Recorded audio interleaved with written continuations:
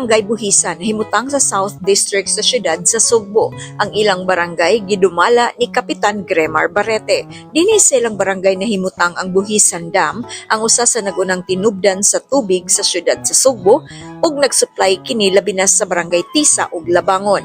Ang normal production sa Buhisan Dam moabot og 6,000 cubic meters matag adlaw. Nagbuhat sa bang barangay og view deck nga naghatag og 360 panoramic view sa mga bungtod. Dinhi sa Buhisan Dam view deck, pwede kang mo-stop over aron magpahangin ug magpahuway. Sa ilang Central Command, sulod sa Barangay Hall, makita ang daghang kuha sa CCTV camera sa matag sityo sa Barangay Buhisan alang sa masayon nga pag-monitor sa mga hitabo.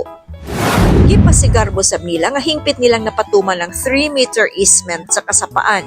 Gipanghambog ni Kapitan Barrete nga limpyong tanaw ng lugar kung walay mga balay nga makita nga nakapatong ibabaw sa mga sapa. Nasab na himutang sa Barangay Buhisan ng Japanese Tunnel nga giingong mao'y taguanan sa mga Hapon niadtong panahon sa World War II.